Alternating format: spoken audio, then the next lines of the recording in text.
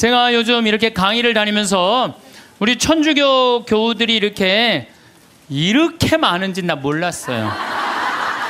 우리 천주교 교우들 한번 부산에 갔는데 그 남천성당이 뭐 한 3,000명 들어간대요. 근데 그 3,000명이 다 들어가고 오늘처럼 이렇게 바닥에 앉고 깜짝 놀랐어요. 그렇게 많은 줄 알고. 뭐 또 대구에 무슨 성령대회 갔는데 그 체육관이 꽉 차고, 얼마 전에 뭐 또 저기 뭐 올림픽 체조 경기장에 갔는데 또 거기도 똑같은 분이 다 돌아다니는 건 아닐 거 아니에요 지금. 똑같은 분이. 그래서 하느님을 꽉 잡고 살고 싶은 분들이 이렇게 많구나. 예. 이 대한민국이 지금 축복받는 거는요 정말로 신앙 때문이라는 생각 많이 해요. 저는요 신앙을 버리는 나라치고 잘 되는 나라를 못 봤어요. 그래서 공산주의 러시아 쫄딱 망했잖아요. 네, 그렇죠. 북한 쫄딱 망하고 있잖아요. 이게 하느님을 버리면은요 다 잃어버리는 거예요. 저는 일본 쟤네들 뭐 어쩌고 저쩌고 그러는데 저 국제적인 지지를 받지 못하잖아요. 국제적인 지지를 받지 못하면 아무리 잘나도요 왕따 당하는 거예요. 왕따. 내가 보니 일본은 점점 왕따의 길로 가고 있어. 왕따의 길로. 이게요 우리나라도 마찬가지예요. 우리나라도 이제 먹고 살만하다고 다른 나라 무시하고, 여기 우리나라에 지금 뭐 외국인들 한 140만 명이 들어올 때잖아요. 우리가 미국에 가고 얼마나 서름 많이 받았어요. 그런데 지금 이제 우리나라에 들어와 있는 뭐 방글라데시 사람들, 베트남 사람들, 이런 사람들 귀하게 여기지 않잖아요. 그게 다시 다 고통으로 돌아와요. 우리가 정말로 그런 사람들 따뜻하게, 이제는요 단일 민족 끝났어요. 단일 민족으로 이 나라를 유지할 수가 없어요. 그리고 시대가 어떤 시대인데 단일 민족 이거 따져요. 이거 꼭 아들 따지는 집하고 똑같은 거야. 아들 따지는 집하고. 이제는 지구는요 글로벌한 시대야. 이제 완전히 비행기가 있기 때문에요 한 집안이야. 그래서 생각을 완전히 바꿔야 돼. 다 하느님의 분신이라고 생각하면 돼. 예수님의 분신. 예수님의 분신이라고 생각하고 잘 대해주시면은 이게 나중에 다 덕으로 돌아와요. 그래서 옛날에 우리 어른들이 베푼 끝은 있다고 그러잖아요. 베푼 끝은. 그래서 여러분들 베푸는 삶, 이게 우리 국민들끼리만 아니더라도 지금 아프리카 그냥 어렵게 사는 사람들, 방글라데시, 저 남아메리카 고통스럽게 사는 사람들이 얼마나 많아요. 우리가 할 수만 있다면 그들을 도와주는 것도 아름다운 하늘나라 꾸미는데 중요한 일이 아닌가, 그런 생각을 저는 합니다. 어쨌든 하느님을 꽉 붙잡고 살려면은 우리는 끊임없이 우리 삶에서 기다려야 돼. 기다려. 우리는 성모님이 아기 예수님을 성전에서 봉헌한 이야기를 잘 알고 있습니다. 이때 성전에서 80살이 다 된 시메온은 성전을 떠날 수가 없었어요. 왜? 죽기 전에 하느님의 아들을 보게 될 것이라는 예언을 들었어요. 너 죽기 전에 하느님의 아들을 볼 것이다. 근데 보기 전에는 죽어 못 죽어? 못 죽는 거예요. 못 죽는 거예요. 루카복음 2장 25절을 보면은요, 예루살렘에 시몬이라는 사람이 있었다. 이 사람은 의롭고 독실하며 이스라엘이 위로받을 때를 기다리는 이였는데 성령께서 그 위에 머물러 계셨다. 성령께서는 그에게 주님이 그리스도를 뵙기 전에는 죽지 않으리라고 알려주셨다. 그가 성령에 이끌러 성전으로 들어갔다. 그리고 아기에 관한 율법의 관례를 준수하려고 부모가 아기 예수님을 데리고 들어오자 그는 아기를 두 팔에 받아안고 이렇게 하느님을 찬미하였다. 주님, 이제야 말씀하신 대로 당신 종을 평화로이 떠나게 해주셨습니다. 제 눈이 당신의 구원을 본 것입니다. 이는 당신께서 모든 민족들 앞에서 마련하신 것으로 다른 민족에게는 계시의 빛이시오 당신 백성 이스라엘에게는 영광입니다. 한나라는 할머니도 84살이나 될 때까지 구세주를 기다려요. 성전을 떠나는 일 없이 단식하고 기도하며 밤낮으로 하느님을 섬겼다. 한나 역시 구세주를 두 눈으로 볼 수 있었어요. 이 사람들은 평생 성전 앞에서 누구를 기다리는 거야? 구세주를 기다린 거예요. 그리고 그냥 그 아기 예수님 완성되지도 않고 그냥 그 아기만 보고도 이 사람들은 큰 기쁨을 누릴 수 있게 된 거죠. 우리 신앙생활은요, 기다림의 연속이에요. 내 삶에 예수님께서 언제 문을 두드릴지 깨어 기다려야 한다는 거죠. 만약 여러분들 딸 중에 관연한 딸이 있어. 노처냐, 시집도 안 가고 44인데 44 시집에 딱 들러붙어 있어. 하도 답답하길래 점집에 가서 물어봤어. 우리 딸이 언제 시집을 가느냐고. 그랬더니 점쟁이가 딱 하더니 저 동북 쪽에서 올해 사람이 올 것이라고. 동북 쪽이면 내가 사는 강원도잖아요. 강원도.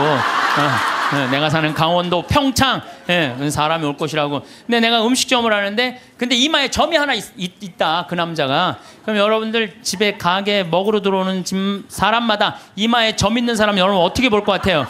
혹시 저 사람이 아닐까? 혹시 어느 쪽에서 오셨어? 전라도. 전라도 아니구나. 동북 쪽이라고 그랬는데 혹시 어느 쪽에서 오셨어? 경상도 아니다. 혹시 어느 쪽에 오셨어? 나 평창에서 왔는데 혹시 이 사람이 아닌가? 여러분들 한 사람 한 사람마다 관심 있게 쳐다볼 것 같아? 안 쳐다볼 것 같아요? 쳐다보죠? 신앙도 똑같다는 거예요. 우리가요 언제 하느님이 내 삶에 들어올지 몰라요. 그래서 그 만나는 내 삶 안에서 순간순간 하느님이 나에게 과연 지금 무슨 말씀을 하실까? 눈을 부릅뜨고 기다리는 게 신앙 생활이라는 거죠. 예수님께서 마태복음 25장 13절에 그러니 깨어 있어라 너희가 그날과 그 시간을 모르기 때문이다. 우리는 항상 깨어 있어야 돼요. 하느님을 꽉 붙잡고 사는 게 신앙생활이에요. 그런데 신부님 언제 오는 거예요? 근데 아니 꽉 붙잡고 있는데 언제 오는 거예요? 아니 예수님 어떻게 했어요? 막 내가 이제 좀 올 거다 그랬잖아요. 내가 니네들이 세상 돌기 전에 내가 올 것이다 그랬는데 왔어요 안 왔어요? 제자들이 돌기 전에 안 왔잖아요. 그리고 막 제자들이 막 했는데 이 사람들이 막 한 3,000명씩 세례받고 그 예수님 금방 올 거야. 나는 그분들 감정을 충분히 이해를 해요. 막 예수님이 막 무리로 걷었지 5,000명 먹였지 기적을 얼마나 했어요. 그리고 죽었는데 또 살아났지. 살아나고도 그냥 보통이야. 막 벽 같은데 막 통과되고 막 정말 기가 막힌 걸 보여주고 승천 또 하늘로 쫙 올랐단 말이야. 그 예수님이 금방 올 줄 알았어요. 금방 올 줄 알고 자기 있는 땅 막 다 팔아갖고 제자들한테 다 갖다 주고 그랬어요. 막 그리고 또 자기네들도 금방 올 줄 알고 한 3,000명 다 나눠 먹고 완전히 천국과 같은 예수님이 금방 올 줄 알고. 왔어요 안 왔어요? 안 왔어요. 1000년 때는 또 1000년 왕국 온다고 막 이 예수님 지나고 1000년 때 막 얼마나 그런 게 많이 성행했는지 몰라요. 또 2000년 때 또 막 온다고 막 온다고 그래. 휴거 1992년 10월 26일인가 막 그날 막 한 2,000명인가 막 난 또 진짜 아니 그 사기 당하는 사람 아니 이거 너 저기 뭐 1,000만 원 내면 한 달에 92만 원 낸다는 거나 이게 다 동시에 3,000만 하늘로 올라가는 내가 보기엔 똑같아요. 사기 당하는 건 똑같아요. 신앙의 사기도 많아요. 그냥 올라가지도 않았잖아요 그때. 그랬어요 안 그랬어요? 안 올라가. 2000년이 언제 오는 거야? 온다고 그러더니 예수님. 근데 예수님 안 왔어요? 예수님이요 매일 왔어요. 매일 오셨어요. 이 예수님이 이제 승천하시고 난 다음에 저기 제일 먼저 상징적으로 온 사람이 누구예요? 사도 바오로잖아요.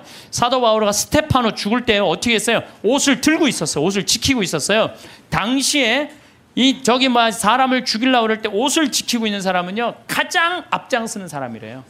사도 바오로 가장 앞장선 사람이야. 스테파노 돌 쳐 죽이려고 그럴 때. 그 다음에 다마스커스로는 아예 내가 그리스도인 잡아 죽이려고 아주 증명서까지 받고 갔어요.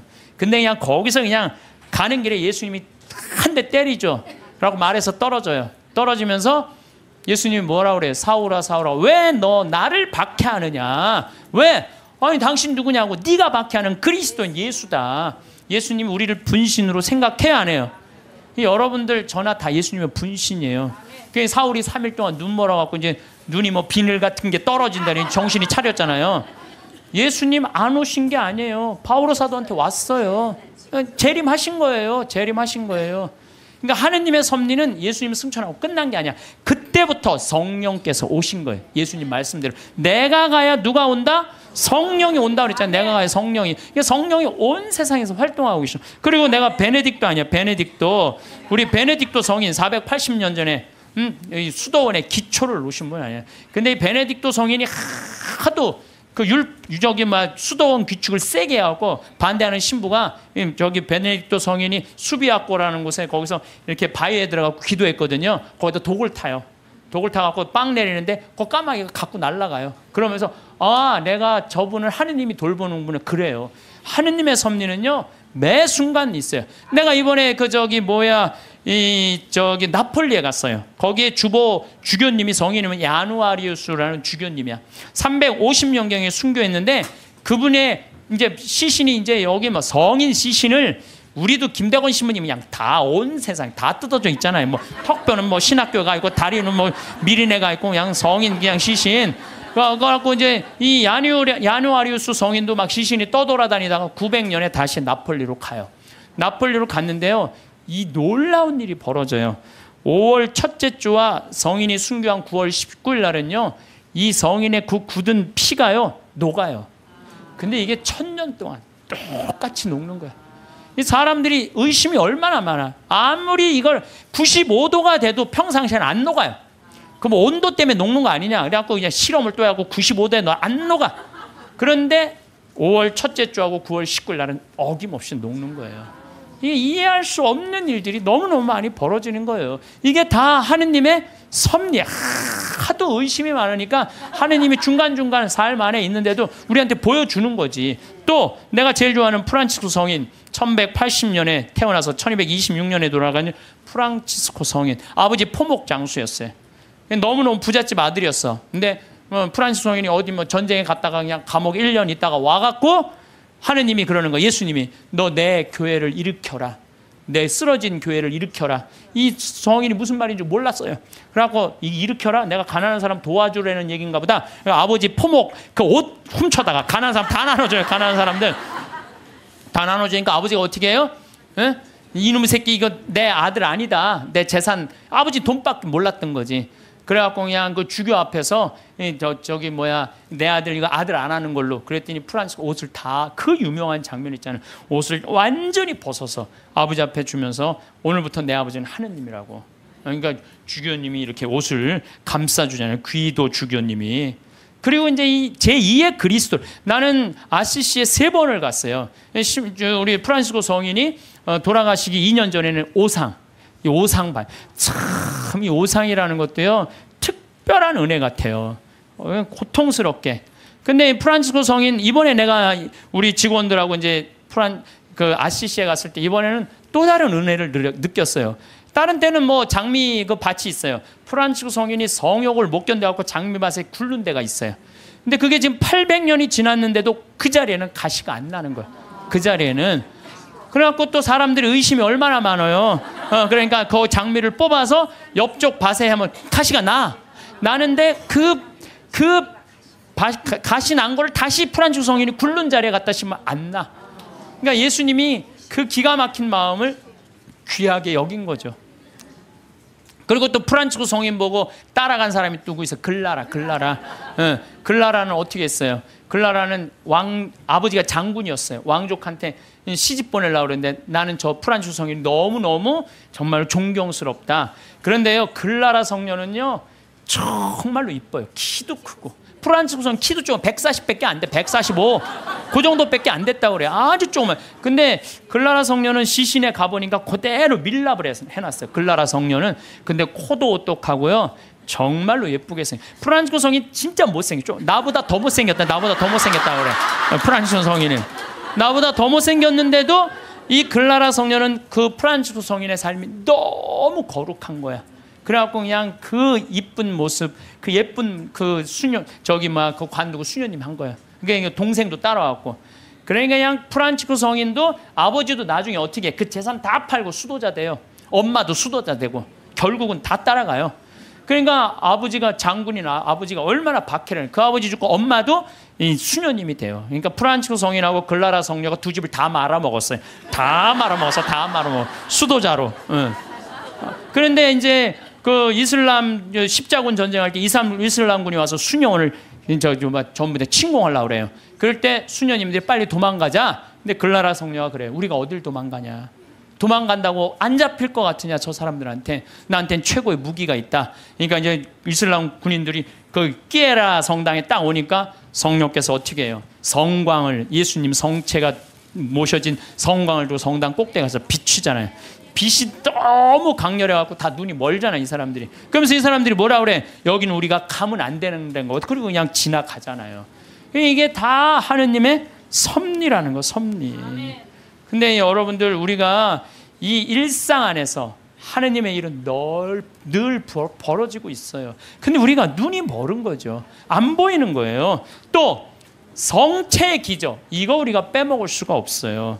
여러분들, 성체, 란치아노 성체 기적이 있어요. 이게 인류 우리 교회사에서 첫 번째 있었던 기적이에요. 지금으로부터 1200년 전에 어느 날 바실리오 소속 한 수사신부가 미사를 드리면서 이게 정말로 여 안에 예수님이 있을까? 이런 의심을 한 거예요. 그래서 이 신부가 의심을 품는데 그 빵과 포도주의 성변화를 위해서 축성을 하는 순간 갑자기 제병에 실제로 살이 변하는 거예요. 동그란 제병이 살로 변하고 포도주가 피로 변하는 거예요.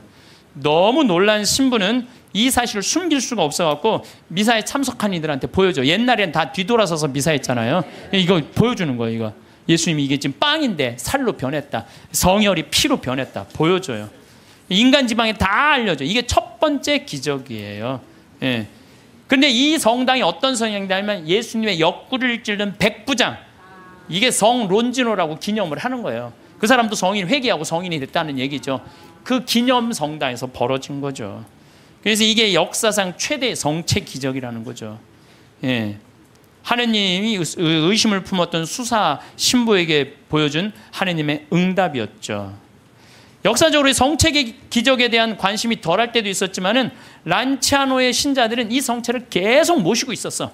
얼마 동안? 1200년 동안 모시고 있었던 거예요. 1200년 동안. 그런데 1971년에 그 주교들이 이게 진짜 사람 피일까? 진짜 사람 살일까? 과학이 이제 발달했으니까 봉합한 걸 뜯어보자. 뜯어봤어요. 그래서 1970년과 71년에 해부학, 병리, 조지학, 화학 및 임상, 현미학 교수들 이런 사람들이 모여갖고 그 수도원의 요청에 따라서 검사를 하기 시작했어요. 검사를 해보니까 1200년 전인데 성체는 이 진짜 피고 진짜 살이고 그 살은 심장 근육에서 나온 살이다. 심장 근육. 우리 예수님 막 이렇게 심장 이렇게 있잖아요. 심장. 우리 예수님이 정말 심장. 그 다음에 살과 피는 인간의 완전한 살과 피다. 그 다음에 살과 피의 혈액형은 동일하다. 이게 나와서 그냥 한 게 아니야. 이게 UN, WHO에도 이게 기재가 돼요. 그래서 7개국의 전문가들이 다시 분석을 해요. 그러면서 이거는 도저히 인간의, 그 다음에 이 보통 평범한 걸로는 벗어난 거다. 인간이 설명할 수 없는 이건 기적이다.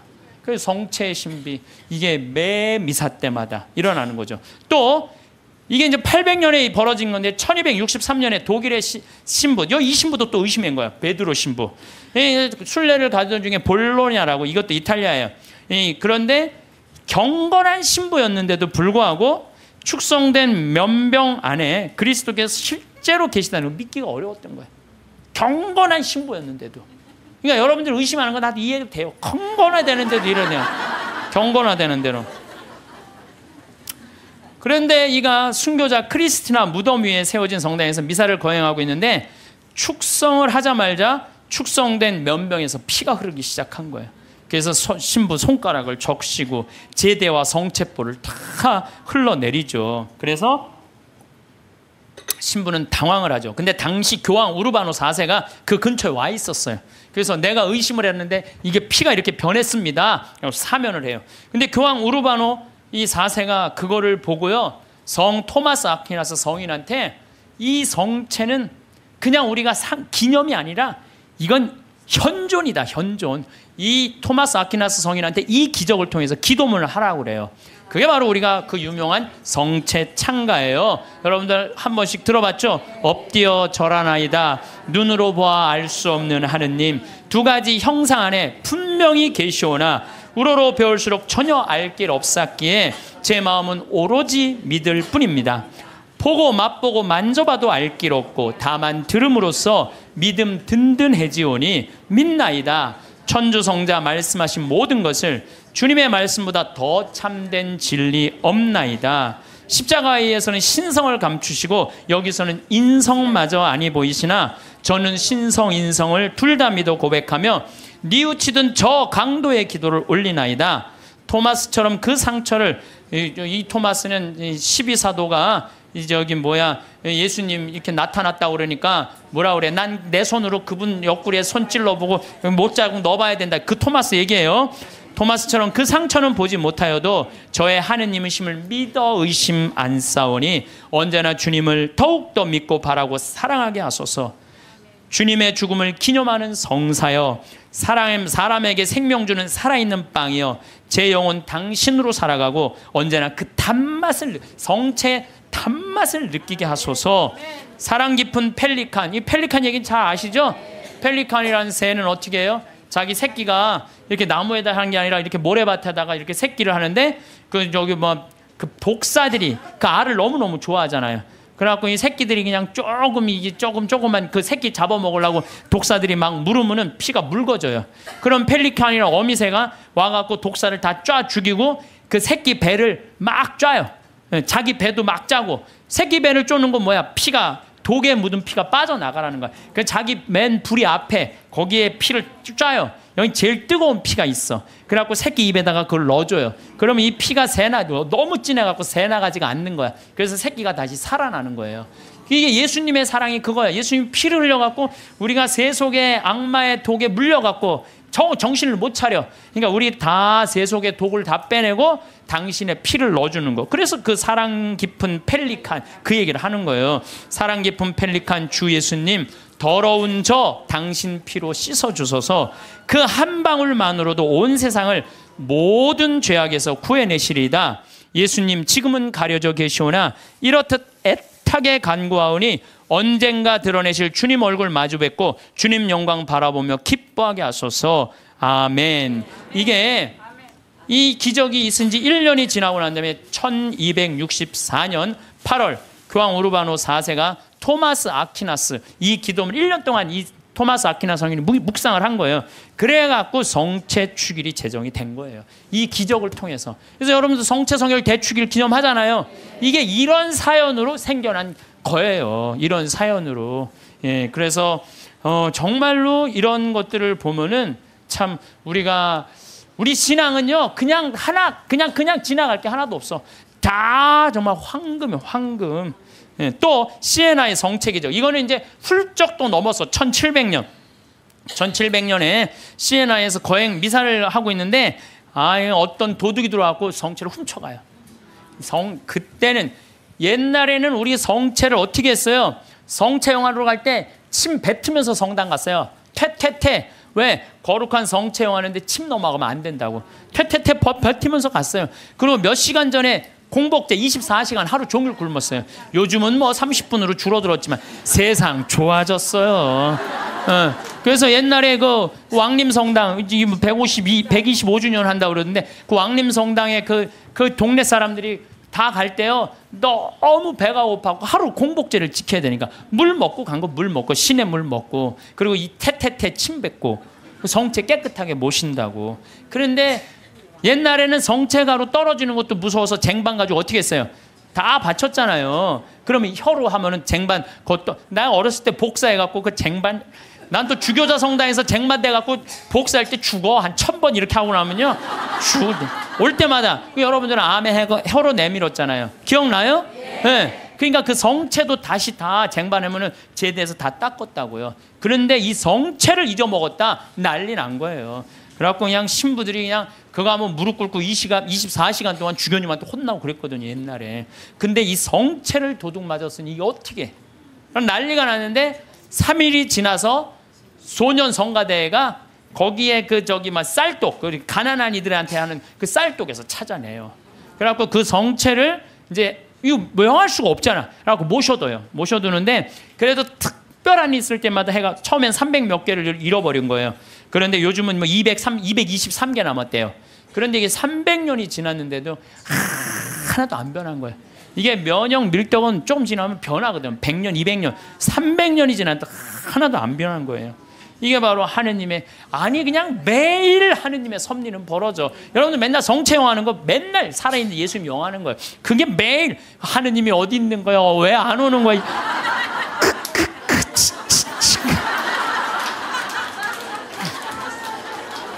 그래서 제가 자료를 좀 찾아봤어요. 그랬더니 이 성체에 대한 기적, 이런 기적이 이렇게 많아요. 이게 내가 평화방송에 부탁했어요.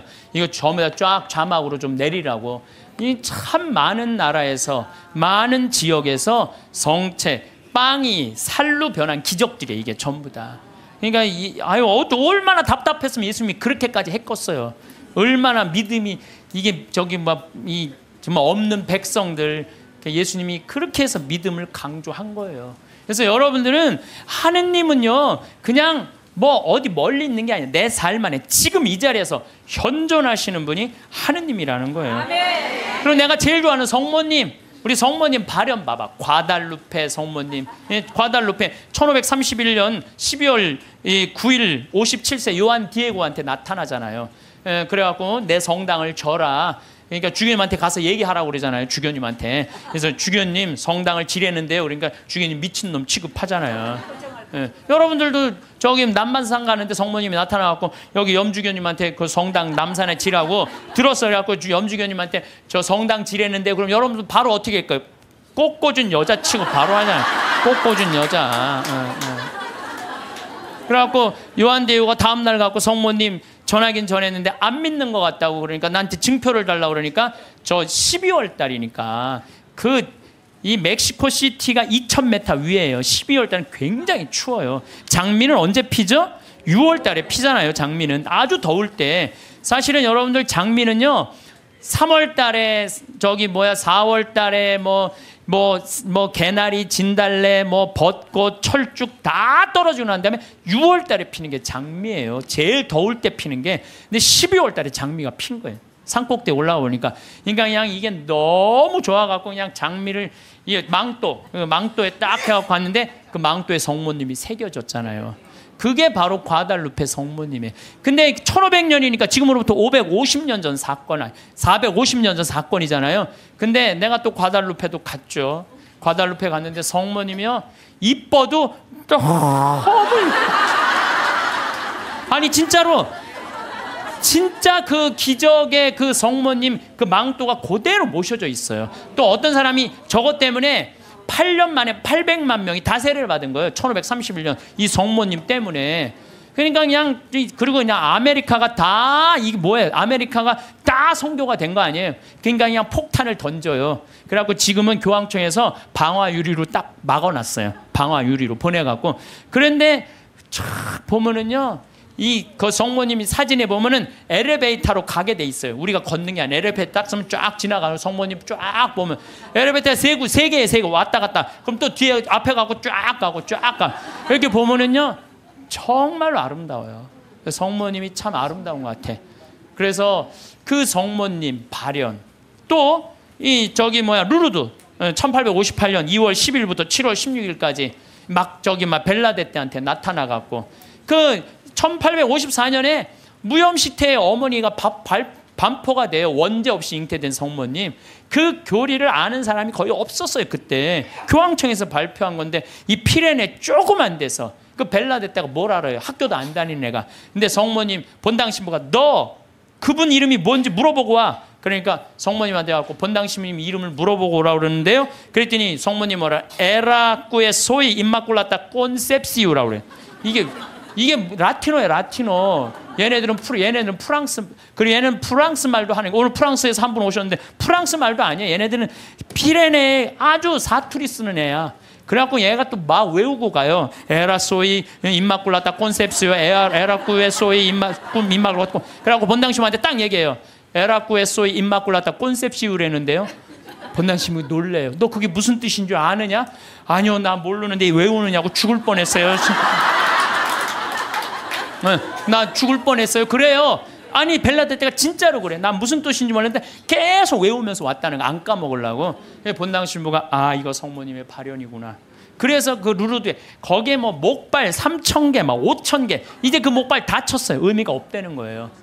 이 기적은요 매일 일어나고 있어요. 우리가 눈이 멀어서 못 보는 거죠. 눈이 멀어서.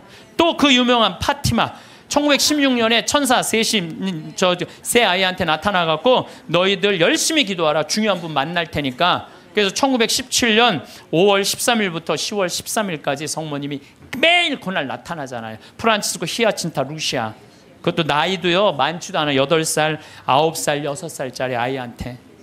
그래갖고 러시아의 회개를 위해서 기도하라고 그러잖아. 나는 내가 포르투갈에 가서 정말 어처구니가 없더라고요. 왜 어처구니가 없느냐면은 포르투갈은 유럽의 맨 끝에 있어요. 거기 나가면은 거기 바다야, 바다. 파티마는 거의 맨 끝에 있어요. 그러니까 콜럼버스가 거기 나가면 죽는 줄 알고 있던 사람들 거기 맨 끝에 있는데, 러시아는 포르투갈을 지나고 스페인을 지나고 프랑스를 지나고 독일을 지나야지 러시아가 있어요. 근데 얘네들이 뭐라고 그러냐면 메시지를 받아갖고 러시아 회기를 위해서 기도하라고 얘기를 해요. 기가 막힌 거죠. 그 깡촌에서. 근데 내가 이거 좀 자료를 뽑아왔는데 성모님도 참 내가 보니까 아니 10월 13일 날 12시에 나타난다는데 안 나타나요. 안 나타나. 그러니까 그 신부가 뭐라고 그러냐면 봐, 지금이 정오란 말이야. 그 부인은 거짓말쟁이라고 우리에게 말할 셈이니 그 신부는 참지 못하고 어린이들을 의심쩍어 했다. 그리고 또 시계를 보았다. 하지만 정오가 넘었잖아. 여러분 모두가 환상이라는 것을 모르십니까? 있을 수 없는 일입니다. 집으로 가세요. 다들 집으로 돌아가세요. 라고 이 신부가 다 가라고 그래요. 12시에 발언한다고 그랬는데 안 오니까. 근데 성모님이 1시에 오세요. 나는 내가 성모님한테 불만이 그거야. 12시에 오기로 했으면 12시에 와야지. 왜 1시에 오냐, 1시에. 약속을 왜 애들을 괴롭히냐 이거야. 그런데 여기 사진도 있지만은요, 그 7만 명이 그 기가 막힌 오묘한 변화를 15분 동안 체험한 거예요. 15분이 지나고 난 다음에 이틀 동안 진흙이 됐던 땅이 완전히 마르고 7만 명 젖은 옷이 완전히 마르는, 정말로 기가 막힌, 사진 기자들도 다 있어요. 사진도 다 있고. 이런 하느님의 분명한 증거들이 있는데도 불구하고 하느님이 언제 오는 거야, 어디 있는 거야 이러니 얼마나 답답하냐 이거예요. 그런데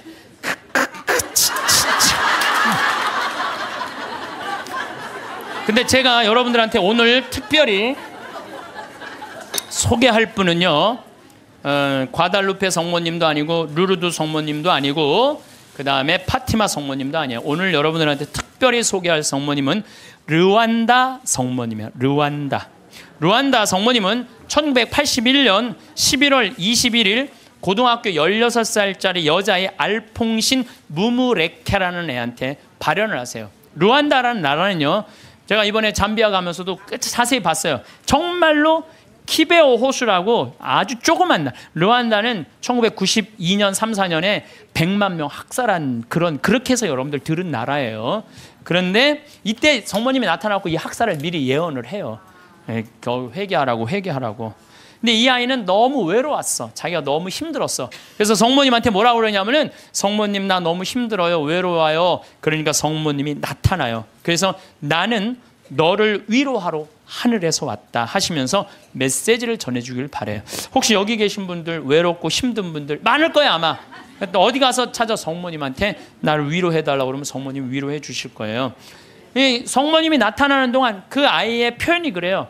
너무 아름다운 부인이 나타나는데 얼굴이 까만색인지 하얀색인지 모를 정도로 하여튼 환상적으로 아름다웠다는. 그리고 다리가 안 보이는데 빛이 쫙, 모든 아이들의 발현이 다 그래요. 예. 그래서 사제가 성모님 발현이 하여튼 신부들이 문제야. 보면 다 반대하는 게 신부들이야. 신부들이 성모님 발현이 어디 있느냐면서 요즘 말하면 학교 짱한테 걔를 박해하라고 그래요. 라고 학교장이 무지하게 박해를 해요. 마리 끌레르라는 아이가, 얘가 성모님이 막 발현하면 혼이 나갔을 때 머리카락을 막 잡아당겨요. 발현할 때. 그리고 막 손가락을 꺾고 힘껏 꼬집고 귀에 대다고 소리를 막 질러. 그러는데도 얘는 그걸 몰라요. 발현 때는. 거의 탈원 상태에 들어가, 자기를 괴롭히는 걸 모르는 거죠. 근데 1981년 1월 12일에 성모님께서 두 번째 학생한테 발현하세요. 17살 먹은 아나탈리 무카마진 파카. 이름이 무지하게 어려워요. 하여튼 아나탈리 무카마진 파카한테 나타나요. 이 학생은 굉장히 신심이 두터운 학생이에요. 매일 수업 전에 묵주기도 하고 쉬는 시간에 성서 읽고 완전 우리 신학교 때처럼 얘 살았어 보니까. 근데 이 아이한테 성모님이 나타나고 메시지를 빨리 회개해야 된다. 이 르완다라는 나라는 그 메시지를 큰 고통이 올 것이다 라는 메시지를 전해줘요. 근데 제일 놀라운 거는 이 마리 끌레르 막 꼬집고 꺾고 머리끄댕이 끌어당기는데 성모님이 보기에도 너무 했나 봐. 얘한테 나타나요. 얘한테 1982년 3월 1일 날 두 소년을 괴롭히던 마리 끌레르에게 나타나요. 나타났을 때 얘가 너무 아름다운 부인이 자기한테 찾아왔을 때 환시를 부정합니다. 왜? 자기가 박했잖아. 애들 둘을 괴롭히고. 이 10대 소녀는 자신이 조롱하고 공격했던 두 소녀가 자기를 속이는 거라고, 성모님이 나타나 속인 거라고 확신해요. 속인 게 아니라 자기가 미쳤거나 악마에 사로잡혔다고 생각을 해요. 그러나 성모님의 안심시키는 목소리로 마리 끌레르는 완전히 사람이 변해요. 그러니까 그동안 미안했다고 눈물을 하면서 이 두 소녀와 함께 이 세 소녀는 성모님의 이게 내가 왜 여러분들한테 말 교황청 인정이 떨어졌어요. 교황청에서. 그건 확실한 성모님 발현이다. 근데 사실은 여기에 더 놀라운 거는 셰가타샤라는 남자아이예요. 이 남자애한테 누가 나타나요? 예수님이 나타나요. 예수님이. 근데 문제는 얘는 성당에 안 다니는 애예요. 뭐 성당에 안 다니는 사람한테도 많이 나타나요. 그래서 저는 이게 이제 평화방송에도 나가겠지만 가끔 이런 얘기를 해요. 우리 교회에만 구원이 있다 이렇게 말하는데 그거는요 모르는 소리예요. 아니 그럼 얘한테 나타나지 말아야지. 그렇지 않아요? 그런데 뭔데 이 동네는 아예 예수님을 모르는 동네예요. 그리고 여러분들 아프리카 가봤어? 안 가봤으면 말을 하지 마세요. 아프리카는 우리가 생각하는 것처럼 전선이 있는 것도 아니고 방송이 있는 것도 아니에요. 그러니까 내가 밤에 한번 다녀봤는데 진짜 이 사람들이 차가 없으니까 다 걸어 다녀요. 나 저 경상도 시골에서 살 때 그 어렸을 때 가면 막 귀신 나온다 불빛 막 이상한 불빛 그거하고 똑같아 지금도. 그러니까 시골은요 완전히 차단된 데야. 거기는 성당도 없고 교회도 없고 아무것도 없는 애야. 얘는 학교도 안 다니는 애야. 성당이 예수님이 뭔지도 모르는 애야. 이 예수님이 나타나고 성서에 대한 얘기 다 해주고 사도신경 다 알려주고 그 다음에 나는 이 셰가타샤한테 예수님이 해준 말이 너무 마음에 들어서 여러분들한테 얘기를 해줘요. 모든 사람에게 말하여라. 성경을 읽고 내가 한 말을 찾아보아라. 그러니까 여러분들 제가 이 교우들한테 안타까운 게 뭐냐면 신앙생활 할 때 보면 막 특별한 뭐가 나오기를 바라는 분들이 있어요. 그런 거 없어요. 특별한 게 어디 있어요? 내 손에서 뭐가 나오길 바라는데 내 손에선 아무것도 안 나와요. 내 손에서는 아무것도 안 나와요. 그런데 특별한 게 아니에요. 예수님이 강조하는 건 성서 2000년 전에 예수님이 와서 하신 말씀을 보라는 거예요. 그 안에 다 들어있어. 모든 우리의 답답한 거 궁금한 거 어디에 다 들어있어? 성서에 다. 그러니까 모든 사람에게 말하여라. 성경을 읽고 내가 한 말을 찾아보아라. 내가 예전에 한 말을 모두 믿고 그대로 살아라. 아멘. 최후 심판 날에는 이중적인 의미가 있다. 각자에게 심판의 날은 곧 죽음의 날이다. 전 인류에게 있어서 최후 심판 날은 나의 재림날이 될 것이다. 어떤 날이든 그날은 모든 사람이 하느님을 더 가까이. 이게 멸망이 아니야. 여러분들 최후 심판, 재림 이걸 멸망으로 하는데 멸망이 아니에요. 완성이에요. 완성. 저기 뭐야 우리 신부님이 말씀하신 오메가 포인트라는 거예요. 완성으로 간다는 거예요. 그러니까 인류는요 지금 완성으로 향해서 가는 거예요. 뭐 인류가 망할 것 같아. 2000년 전, 1000년 전에 비하면요 지금처럼 건강한 적이 없어요. 지금처럼 전쟁이 없는 적이 없어요. 지금처럼 건강한 적. 여러분들 생각을 해봐. 200년 전에 이 중에 70%는 다 종으로 살았어요. 사람 같지도 않게 살았어. 이 중에는. 그렇죠? 양반 비율이요. 충청도가 제일 많았는데 15%였어. 15%. 나머지는 다 평민, 상민, 종으로 살았어. 나머지는 다. 그러니까 지금 여러분들 시대가 좋아서 종이 어딨어. 그렇지 않아요? 굉장히 건강해진 거예요. 긍정적인 눈으로 바라보셔야 돼. 또 요즘 아주 1968년 이탈리아 로톤도의 비오 신부님. 이 신부님 책을 한번 사서 읽어보세요. 정말로 하느님의 섭리가 그대로 드러나신 신부님이 이 비오 신부님이에요. 비오 신부님은요, 정말 오상, 평생 오상 받았어요. 근데 이 신부님도요, 이 오상이 싫었던 거야. 왜? 이게 사람이 자꾸 이렇게 쳐다보고 막 와서 확인하고 그러니까. 그래서 처음에 감춰요. 막 붕대로 싸요, 오상을. 그러다가 하다 안 되니까 오상을 드러내 놓으셔요. 그러니까 사람들이 너무 많이 모이니까요, 또 위에서 또 반대해요. 너 미사하지 말고 고해성사하지 말라고 혼자 해라고 순명을 하세요. 이 신부님이 정말 생기기도, 이 신부님은 잘생겼어. 아주 잘생긴 신부님인데, 그리고 의사들이 붙어요. 왜? 50년 동안 오상을 입었으니까 이게 병으로 오염되지 않을 거나 계속. 그런데도 오염되지 않은 채로 50년을 가고, 이게 비오 신부님이 물어봐요. 나 이거 언제 끝나느냐고. 너 죽는 날 끝난다.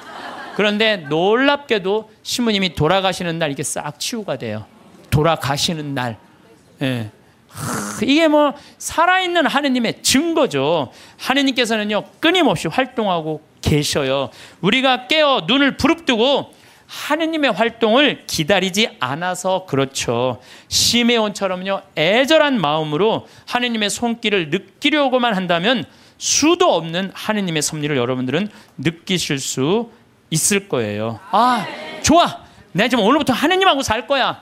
근데 내가 지금 빨리 나가서 택시를 잡아야 돼. 내가 기도하면은 내가 막 택시가 금방 올 거 하느님이 보내줄 거야. 그래갖고 그냥 막 나가고 딱 하느님 딱 택시를 보내줘서 역시 하느님은 내 기도를 들어주셔. 이런 분은요, 신자가 아니라 환자예요. 환자. 이런 분들은 신자가 아니라 환자야. 환자. 하느님은 특별한 일에 내 삶에 관여하시는 게 아니에요. 일상 안에 관여하시는 거예요. 그래서 그 유명한 얘기가 있죠. 어떤 정말 기가 막히게 열심한 하느님의 섭리를 매일매일 믿는 사람이 이제 동네 홍수가 났어. 그래갖고 이제 911에서 방송을 한 거예요. 이제 빨리 저 피신하십시오. 지금 위험하니까 빨리 피신하십시오. 그랬더니 이 사람은 그러는 거야. 나는 하느님이 와서 구해줄 거다. 홍수가 와도 이 노아가 그 홍수가 났을 때 하느님이 구해줬듯이 나는 구해줄 것이다. 근데 이제 다 피했는데 이 사람은 안 피한 거야. 그래갖고 보트가 왔어. 보트가 와갖고 빨리 타시라고. 그랬더니 나는 하느님이 구해줄 건데 이 보트에 이 많은 질문 어떻게 신을 하느님이 완벽하게 구해줄 테니까 니네들 가라. 얼마나 버팅겼는지 그 보트가 못 구했어요. 그러고 난 다음에 이제 또 물이 차갖고 지붕까지 했네. 지붕에 올라가고 헬기가 왔어. 헬기가 빨리 타라고. 이거 안 타면 이거 죽는다고. 걱정하지 마. 하느님이 와서 구해줄 테니까 당신 가라고. 마지막에 이 사람 죽었어요. 죽어갖고 하느님한테 따졌어요. 하느님, 왜 나를 안 구해주러 왔느냐. 노아, 내가 그렇게 애절하게 기도했는데도. 그랬더니 하느님이 어이가 없다는 듯이 무슨 소리냐. 나는 너한테 3번 보냈다. 한 번은 방송으로 보내고, 한 번은 배로 보고, 한 번 헬리콥터까지 보냈다.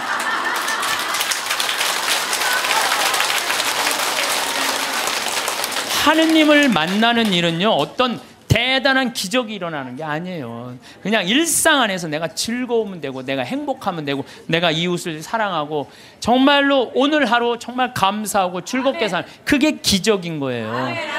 무슨 로또가 그냥 밤에 번호를 짝짝짝짝 알려줘갖고 내가 로또가 된다. 그건 환자예요. 환자. 신자가 아니라. 그래서 여러분들 가장 위대한 기적은 뭔지 아세요? 매일 미사의 성체 기적이에요. 예수님이 그 온 우주의 하느님이 내 몸 안에 들어오는 거예요. 얼마나 가슴 떨리는 일이에요. 얼마나 설레는 일이에요. 그렇지 않겠어요? 그러니까 여러분들 미사 참여에, 이 미사 참여를 통해서 예수님을 영화할 수 있는 분들은요, 이 하늘나라 속에서 사는 분이에요. 그래서 제가 지난 1, 2, 3회에 대해서도 뭐라고 말씀을 드렸냐면, 이 예수님은 지금도 우리 삶 안에서, 내 삶 안에서 관여하고 계신다. 하느님만 꽉 붙잡고 살면은 하늘나라 경계 없다, 이 세상. 그래갖고 내가 정말로 열심히 사는 사람 가슴에 뭐가 있어? 여건이 있어. 믿음이 굳건한 사람들은 가슴에 여건이 있어. 하늘나라는 요즘은 다 비행기 보낸대요. 비행기 딱 탈 때 여건 심사할 때 뭐만 내면 돼? 여건 딱 내고, 어떻게 싹 웃으면서 죽을 때 나 1조 이거 어떻게 하면 좋아? 발버둥 치지 마시고 죽을 때 통장에 500만 원 딱 남기고 자, 이 세상 나는 이제 그리던 하늘나라 떠난다. 여행 탈 때 비행기 타면 막 가슴이 설레잖아요. 죽는 것도요, 설레는 일이에요. 죽는 거 설레는 일 아니에요? 새로운 삶으로 올라가는 과정인데 얼마나 설레. 그러니까 설레니까 우리 그냥 그 최 신부님 손잡고 우리 마리아 할머니가 씩 웃으면서 이 세상 떠나듯이 여러분들도 마지막 날 웃으면서 떠날 수 있는 그런 분들 되기를 바라겠습니다. 우리는 살면서 기적을 기다립니다. 막혔던 길이 갑자기 열리거나 불가능해 보이던 일이 한순간에 이루어지는 그런 극적인 순간을 상상하곤 합니다. 영화 속 장면처럼 하늘이 열리고 빛이 쏟아지는 그런 특별한 경험 말입니다. 하지만 그런 거대한 순간만을 바라보다 보면 우리는 정작 중요한 것을 놓치게 됩니다. 진짜 기적은 화려한 포장지 속에 담긴 것이 아니라 평범한 일상이라는 상자 속에 조용히 자리하고 있기 때문입니다. 큰 어려움이 찾아왔을 때를 생각해 봅니다. 우리는 그때 결정적인 한 방을 기다립니다. 모든 것을 단번에 해결해 줄 무언가, 하늘에서 내려오는 구원의 손길 같은 것을 간절히 바라게 됩니다. 그 마음은 너무나 자연스럽고 당연합니다. 힘들 때일수록 우리는 극적인 반전을 꿈꾸니까요. 하지만 그렇게 큰 것만 바라보는 동안 우리 곁에는 이미 수많은 작은 손길들이 와 있습니다. 누군가 건넨 따뜻한 말 한마디를 기억해 봅니다. 그저 지나가는 인사였을 수도 있고 깊은 의도 없이 건넨 위로였을 수도 있습니다. 하지만 그 말이 무너질 것 같던 마음을 붙잡아 준 적이 있지 않았나요? 우연히 보게 된 글귀 하나가 혼란스러운 생각을 정리해 준 경험도 있을 것입니다. 길을 걷다가 마주친 작은 친절, 예를 들어 무거운 짐을 들어주는 손길이나 문을 잡아주는 사소한 배려가 하루를 다르게 만든 순간들도 분명 있었을 것입니다. 우리는 이런 일들을 그냥 지나칩니다. 너무 작아서, 너무 평범해서, 너무 당연해 보여서 그것이 기적이라는 사실을 알아차리지 못합니다.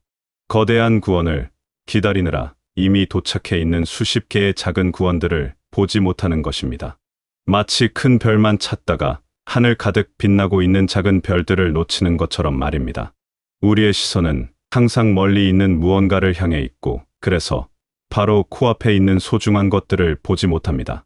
때로는 누군가의 짧은 전화 한 통이 외로움을 덜어주기도 합니다. 장을 보러 나갔다가 마주친 반가운 얼굴 하나가 하루를 밝게 만들기도 합니다. 텔레비전에서 우연히 본 한 장면이 오래 품고 있던 고민의 답을 주기도 합니다. 이런 작은 순간들이 모여서 우리를 지탱해주고 있는데 우리는 이것들을 너무 하찮게 여깁니다. 정작 필요한 것은 이미 주어져 있는데 우리는 더 큰 무언가를 찾아 헤매고 있는 것입니다. 그렇다면 우리가 놓치고 있는 진짜 기적은 무엇일까요? 그것은 바로 당연함이라는 이름으로 숨어 있습니다. 아침에 눈을 뜨는 것부터 생각해 봅니다. 매일 반복되는 일이라 특별할 것 없어 보이지만 오늘도 새로운 하루를 맞이할 수 있다는 것은 실은 엄청난 일입니다. 숨을 쉬는 것도 마찬가지입니다. 의식하지 않아도 들이쉬고 내쉬는 이 당연한 행위가 사실은 우리 몸속 수많은 세포와 기관이 완벽하게 협력하며 만들어내는 경이로운 결과입니다. 식사를 할 수 있다는 것도 생각해 봅니다. 누군가와 함께 밥을 먹으며 이야기를 나누는 그 시간이 얼마나 소중한지 우리는 잘 모릅니다. 음식을 씹고 맛을 느끼고 배를 채우는 이 단순해 보이는 행위 속에는 땅과 햇빛과 비와 수많은 사람의 손길이 만들어낸 결과가 담겨 있습니다. 그리고 그것을 누군가와 나눌 수 있다는 것, 함께 앉아 시간을 보낼 수 있다는 것은 그 자체로 축복입니다. 한 끼 식사 안에도 이렇게 많은 기적이 숨어 있습니다. 미소 지을 수 있는 마음도 그렇습니다. 누군가를 향해 웃을 수 있고 좋은 감정을 나눌 수 있는 이 능력이 얼마나 귀한 것인지 생각해 봅니다. 아픔 속에서도 작은 기쁨을 발견할 수 있는 힘, 어려움 속에서도 누군가에게 따뜻함을 전할 수 있는 여유, 이런 것들이 모두 기적입니다. 우리는 이것을 당연하게 여기지만 사실 이보다 더 놀라운 일은 없습니다. 걸을 수 있다는 것, 볼 수 있다는 것, 들을 수 있다는 것, 생각할 수 있다는 것. 이 모든 평범한 일들이 사실은 극적인 어떤 사건보다 더 경이로운 삶의 섭리입니다. 우리 몸은 매 순간 수억 개의 작은 기적들을 일으키며 작동하고 있습니다. 심장은 쉬지 않고 뛰고, 뇌는 끊임없이 정보를 처리하며, 면역 체계는 보이지 않는 곳에서 우리를 지켜줍니다. 이것이 기적이 아니면 무엇이 기적이겠습니까? 계절이 바뀌는 것도 생각해 봅니다. 봄이 오면 꽃이 피고, 여름이 오면 나무가 무성해지고, 가을이 오면 열매가 익고, 겨울이 오면 모든 것이 쉬어갑니다. 이 순환이 수천 년 동안 어김없이 반복되어 왔다는 사실이 놀랍지 않습니까? 우리는 이것을 자연의 법칙이라고 부르며 당연하게 여기지만, 조금만 다르게 보면 이것만큼 신비로운 일도 없습니다. 비가 내리는 것, 바람이 부는 것, 해가 뜨고 지는 것, 이런 자연의 모든 현상이 우리 삶을 가능하게 만듭니다. 만약 하루라도 해가 뜨지 않는다면, 비가 전혀 내리지 않는다면, 공기가 움직이지 않는다면 어떻게 될까요? 생각만 해도 두려운 일입니다. 하지만 우리는 이런 것들이 매일 완벽하게 작동하고 있다는 사실을 의식하지 못합니다. 너무 당연해서 보이지 않는 것입니다. 창밖을 내다보는 것만으로도 수많은 기적을 발견할 수 있습니다. 나무가 바람에 흔들리는 모습, 새들이 날아다니는 모습, 구름이 천천히 흘러가는 모습, 이 모든 것이 완벽한 조화 속에서 움직이고 있습니다. 우리가 특별히 무언가를 하지 않아도 세상은 이렇게 스스로 작동하며 우리에게 아름다움을 선물합니다. 사람과의 관계도 마찬가지입니다. 사랑하는 사람이 곁에 있다는 것, 믿고 의지할 수 있는 사람이 있다는 것, 전화 한 통으로 안부를 나눌 수 있는 사람이 있다는 것, 이런 것들이 모두 기적입니다. 수십억 명의 사람 중에서 만나게 되고 서로를 알아보고 마음을 나누게 되는 과정 자체가 이미 놀라운 일입니다. 하지만 우리는 관계가 주어진 것처럼 여기며 그 소중함을 잊고 살아갑니다. 기억도 기적입니다. 지나간 일들을 떠올릴 수 있고 소중했던 순간들을 마음속에 간직할 수 있다는 것이 얼마나 놀라운 능력인지 생각해 봅니다. 기쁨과 슬픔, 웃음과 눈물, 만남과 이별, 이 모든 경험들이 우리 안에 쌓여서 지금의 우리를 만들었습니다. 과거를 기억할 수 있기에 우리는 배우고 성장할 수 있습니다. 이것 또한 당연한 것 같지만 실은 너무나 특별한 선물입니다. 말을 할 수 있다는 것, 자신의 생각을 표현할 수 있다는 것도 기적입니다. 마음속에 있는 것을 소리로, 글로, 표정으로 전달할 수 있는 이 능력 덕분에 우리는 서로 이해하고 연결될 수 있습니다. 만약 이 능력이 없었다면 우리는 얼마나 외롭고 답답했을까요? 하지만 우리는 매일 말하고 듣고 소통하면서도 이것이 얼마나 대단한 일인지 생각하지 않습니다. 집이 있다는 것, 비바람을 피할 수 있는 공간이 있다는 것도 생각해 봅니다. 편안히 쉴 수 있는 곳, 따뜻하게 지낼 수 있는 곳, 안전하게 잠들 수 있는 곳이 있다는 것은 얼마나 큰 축복인지 모릅니다. 이것 역시 너무 당연해서 감사를 잊게 되는 것들 중 하나입니다. 그렇다면 어떻게 해야 이런 기적들을 발견할 수 있을까요? 기적은 일어나는 것이 아니라 발견하는 것입니다. 이미 우리 주변에, 우리 삶 속에 가득 차 있는 기적들을 알아보는 눈을 가져야 합니다. 그 열쇠는 바로 감사입니다. 당연하게 여겼던 것들에 고마움이라는 이름을 붙여줄 때 우리의 평범한 일상은 비로소 빛나기 시작합니다. 아침에 일어나서 감사할 수 있습니다. 오늘도 하루를 시작할 수 있음에 감사하고, 건강한 몸에 감사하고, 잠을 잘 수 있는 편안한 공간이 있음에 감사할 수 있습니다. 식사를 하면서 감사할 수 있습니다. 먹을 것이 있음에, 함께 나눌 사람이 있음에, 맛을 느낄 수 있는 감각이 있음에 감사할 수 있습니다. 길을 걸으면서도 감사할 수 있습니다. 두 다리로 걸을 수 있음에, 아름다운 풍경을 볼 수 있음에, 신선한 공기를 마실 수 있음에 감사할 수 있습니다. 감사는 단순히 좋은 일이 있을 때만 하는 것이 아닙니다. 평범한 순간, 특별할 것 없는 일상 속에서도 감사할 수 있습니다. 오히려 그런 당연한 것들에 감사할 수 있을 때 우리는 삶의 진짜 풍요로움을 느낄 수 있습니다. 감사는 우리의 시선을 바꿉니다. 부족한 것을 보던 눈이 가진 것을 보게 되고, 잃은 것을 세던 마음이 남아있는 것을 세게 됩니다. 이렇게 시선을 바꾸면 우리 삶은 완전히 달라 보입니다. 똑같은 하루인데도 전혀 다른 의미로 다가옵니다. 평범했던 순간들이 소중하게 느껴지고 무심코 지나쳤던 일들이 특별하게 보입니다. 이것이 바로 기적을 발견하는 삶입니다. 새로운 무언가가 생기는 것이 아니라 이미 있던 것을 다르게 보게 되는 것입니다. 가장 큰 은총은 대단한 것을 받는 것이 아닙니다. 일상의 소중함을 깨달을 수 있는 눈을 갖게 되는 것입니다. 평범함 속에서 특별함을 발견할 수 있는 마음을 갖게 되는 것입니다. 당연함 속에 숨어 있는 감사를 느낄 수 있는 감각을 갖게 되는 것입니다. 이런 능력이야말로 우리가 받을 수 있는 가장 큰 선물입니다. 기적을 기다리며 살 수도 있습니다. 언젠가 찾아올 특별한 순간을 꿈꾸며 오늘을 그냥 흘려보낼 수도 있습니다. 하지만 그렇게 하면 우리는 지금 이 순간에 일어나고 있는 수많은 기적들을 놓치게 됩니다. 미래의 큰 기적을 위해 현재의 작은 기적들을 포기하는 셈입니다.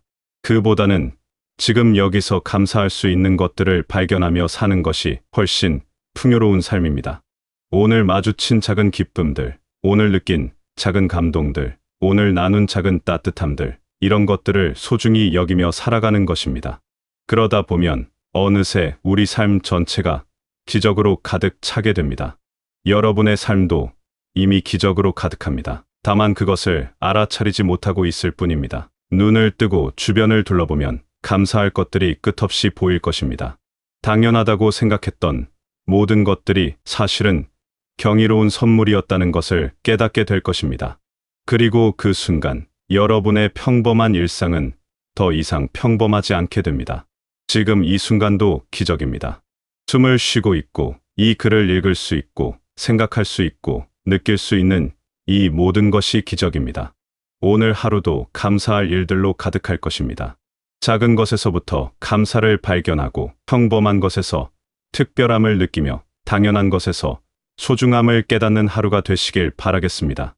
그렇게 살아가다 보면 여러분의 모든 날들이 기적으로 빛나는 삶이 되시길 바라겠습니다.